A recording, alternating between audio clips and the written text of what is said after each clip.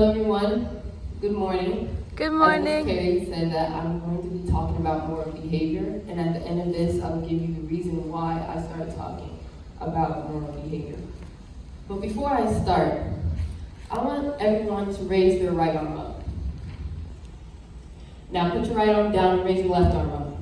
Now put your left arm down and raise both of your arms up and shake them and put them down. Thank you. Now, moral behavior. Morals are the standards of behavior. It's the reason why people live cooperatively together.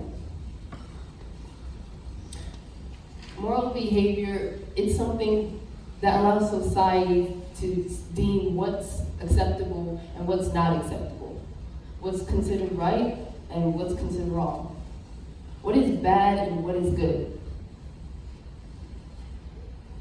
Now for my first slide, I'm going to be talking about a common metaphor, but change it up a little bit so that it's easier for me to explain.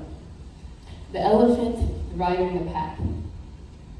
Now the rider represents the rational part of the brain, which is located in the prefrontal cortex. It's more of the thinking. It's how we solve problems, how we find problems, how we solve solutions to things. The elephant represents the emotional part of the brain. It controls our emotional responses. And the path represents the environment. Now those are three things that makes up the human's mind. Emotional intelligence. That's part of the elephant. Emotional intelligence, definition confirmed by psychiatrist Susan Crafts-Woodborn, David London, and Aaron Leonard. Someone who has emotional intelligence is someone who is aware of the emotions, someone who can control it. Someone who lacks emotional intelligence is someone who is constantly not listening, or emotional outbursts, or is just someone who always wants to start arguments or blame others for their mistakes. Emotional intelligence, remember, it's part of the elephant.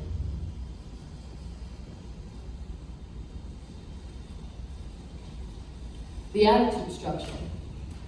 It's part of the rider, the rational part of the brain, the thinking part of the brain. There's three components of the attitude structure. There's affect, there's behavioral, and there's cognitive. Hopefully I pronounced that right. Now, the affect, let's say it's how someone feels toward or thinks to an object. For example, a guy named Billy Bob. He goes to the school, he's been going to the school for a week. His effect, he doesn't like the school. Do we know why? No. We just know that he doesn't like the school. The behavioral component is how someone behaves or acts because of an object.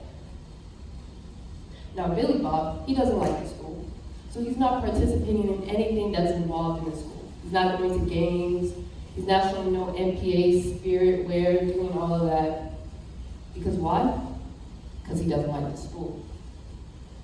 Now the cognitive is really the period of the attitude structure.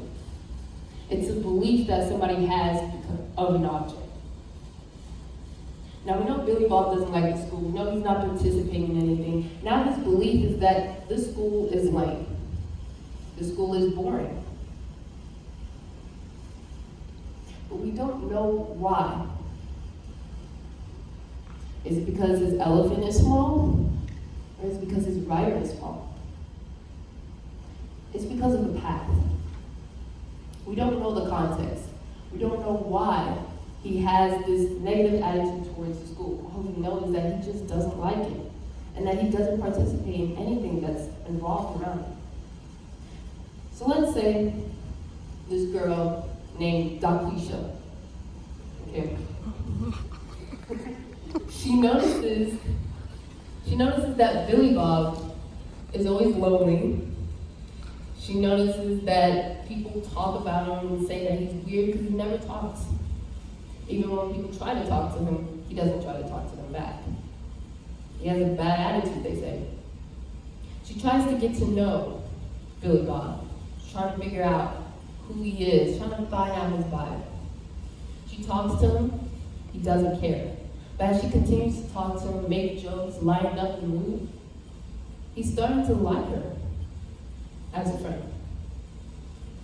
Starting to open up, and his reason for not liking this school is because he moved from his favorite hometown that he grew up in, where he had his friends, his neighbors, his favorite school, his favorite teachers were there, and then he moved, and now he just has a bad attitude.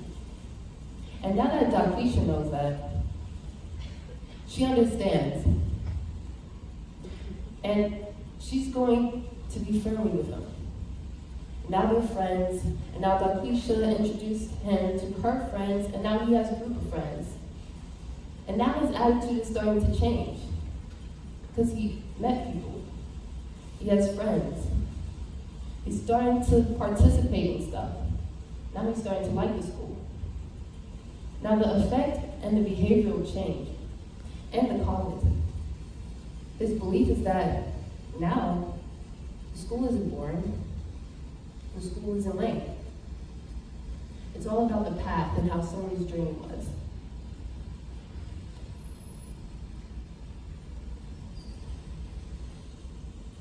Now,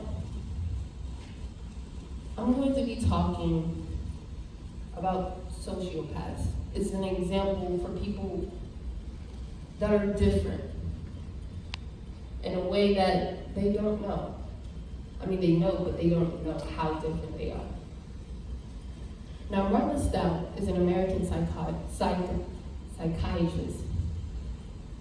and she wrote a book about, it's called The Sociopath Next Door. And the book is just a look of how people can live without conscience. They have no guilt, no remorse. Their favorite thing to do, their favorite game to play, is to control people and to manipulate them. Control and manipulate. Now, it's because that their elephant is too small. They don't have emotional intelligence. They don't have that emotional side. But they do have a bigger rider, the thinking. They can easily act like they're one of us. They can copy all of our moves and say, well, I'm this person. I'm a normal person. Only for their gain. Because what they're trying to do is to control and to manipulate. Now, sociopaths can be anybody. They can be teachers. They can be principals. They can be doctors. They can be pastors. Hi, God. They can be anybody. Anybody who has a position to control and to manipulate. But they don't always have to be in big positions. As long as they can control a person or a group, that's all they need. So let's say you have a cousin named Jimmy John. And your cousin is living with you for free, under your roof. You want him to find a job, he doesn't have a job, he's not looking for a job. That's not his game. That's not part of his game. He's living with you free, not looking for a job, he's eating your food, he's sleeping on your couch, he's doing all that for free, and he's probably not even paying taxes.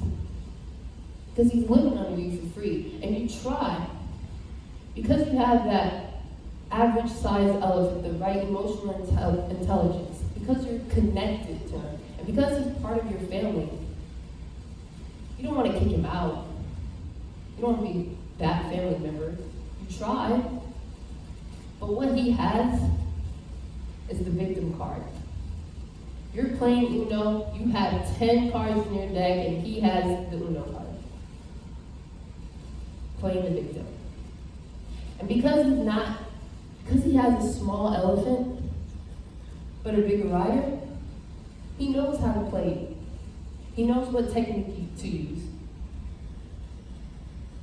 So it's hard for you, because you're connected. You understand emotionally. So now he's living with you. He's still living with you, 27 years old, maybe for 10 or 20 years. And they're sociopaths. People who have small elephants but a bigger rider. Now, many psychiatrists don't know why that there are people like sociopaths there. It's all about evolution too. Path plays a part of it. Their experience, which can cause someone's elephant to shrink.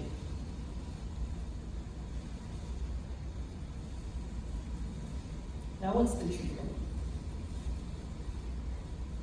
Well, according to medical news today, the treatment is specifically for sociopaths. It's called DBT, dialectical behavior treatment or therapy. It focuses more on the cognitive and the behavioral component. Because with sociopaths, they already have a negative outlook of life. They only care about themselves. They don't really care about anybody else. They can't care about anybody else. So this is to help them. Any therapist that knows, that can point out, oh, he loves to manipulate, he loves to control people, he loves to have power. They use a certain technique that allows their rational mind to be more positive, and maybe can develop an emotional intelligence. Now, this whole talk is really to let you know that you don't know everybody. Yeah, someone may seem weird, someone's probably always quiet, but the best thing you can do is be nice. Be aware of who you hang around with, especially because you don't want to be a victim of being manipulated by a sociopath. So be aware, but also be kind. Know that you don't know anybody's path. You don't know what they're thinking. You don't know what they're feeling. You don't know what they are allowed to think or what they are allowed to feel or how much. So just as easy that I got you guys to raise your hand and shake it up and put it down, it's just as easy as a sociopath can control you. Thank you.